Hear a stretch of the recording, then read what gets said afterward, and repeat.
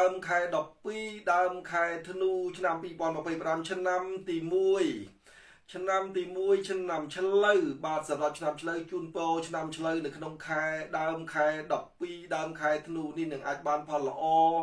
ប្រសើរកិត្តគូកិច្ចការងារអ្វីតែតែមានលោកធំនឹងជួយសន្តោសប្រោះប្រណីមេត្តាសម្រាប់ឆ្នាំឆ្លូវលេខនាំសំណាងរបស់អ្នកឆ្នាំឆ្លូវគឺ515ខមមិនលេខ515ឲ្យសៀសូមចង្រៃទៅតាមសៀខមមិនសូមលៀបសូមជ័យនៅដើមខែ12នឹងដឹងតែបានផលធំហើយសម្រាប់ឆ្នាំឆ្លូវពណ៌នាំសំណាងរបស់អ្នកឆ្នាំឆ្លូវគឺពណ៌ខៀវពណ៌នាំសំណាងរបស់អ្នកឆ្នាំឆ្លូវនៅក្នុងដើមខែ12ដើមខែធ្នូឆ្នាំ2025នឹងឆ្នាំឆ្លូវគឺជាឱកាសមួយដែលល្អសមសួនលោកធំនឹងជួយសន្តោសប្រោះប្រណីមេត្តាគិតគូកិច្ចការងាររឿងបាត់បង់ស្នេហានោះនឹងអាចបានសំដូចបំណងពងប្រាថ្នានៅក្នុងដើមខែ12ដើមខែធ្នូយើងនឹងឥឡូវឆ្នាំឆ្លូវឆ្នាំទី1នឹងរូតរះកើតលៀបឲ្យបានច្រើនសំណាងល្អ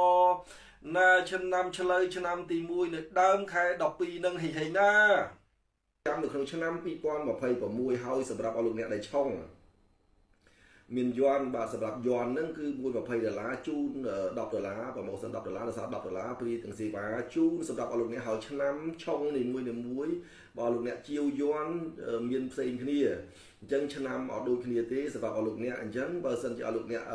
យកយន់ទៅហ្នឹងគឺជូតមុខដាក់តាមខ្លួន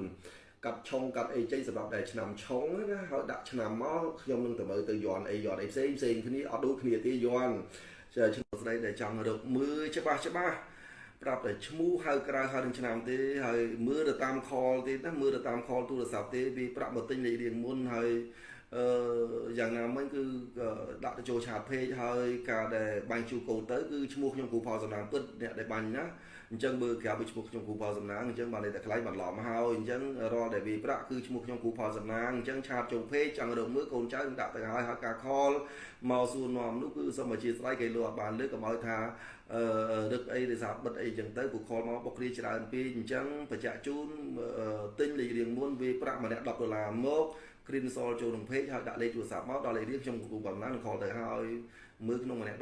$10មើលខែឆ្នាំរឿងរកស៊ីមើលវាស្នាមមកឆាកជីវិតក្នុងម្នាក់$111